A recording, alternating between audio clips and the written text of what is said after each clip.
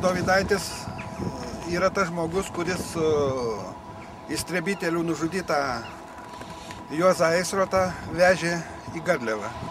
Jis papasakos, ką atsimena. Aš, Kazimieras Dovydaitis,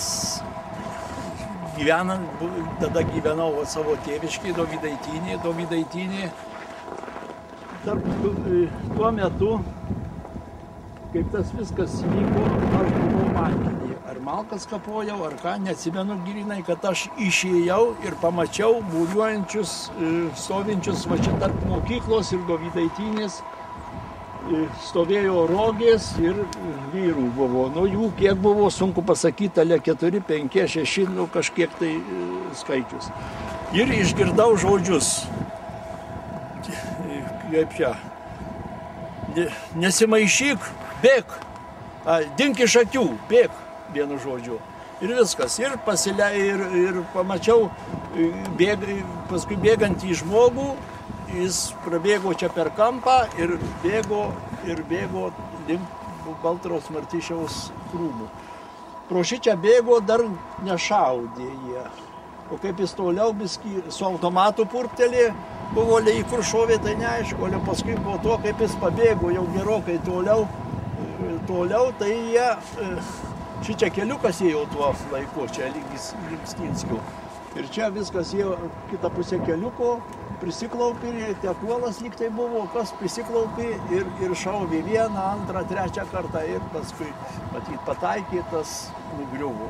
Paskui jie nuvėjo, ten dar iššovė kartą ir taip ir baigėsi tas užės. Grįžo atgal, paprašė, atėjo tuoj, kaip anksčiau buvo priimta, kinkykit arklius, reikalinga vežti banditą nušautą.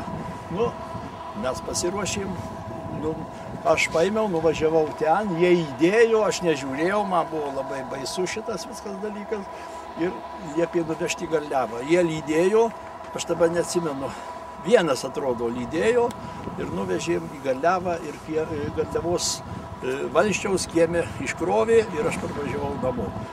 Tai va tiek aš ką žinau, tai tiek. Ale kad jis buvo nušautas grinai specialiai, niekur jis nenorėjo bėgti, dar kaip jis liepė bėgti, jis žingsniu ėjo, o paskui kaip sušuko bėg, tada jis pradėjo bėgti ir leido pabėgti jam galą ir paskui tik nušovė toliau, kad būtų visiems įrodyta, kad buvo,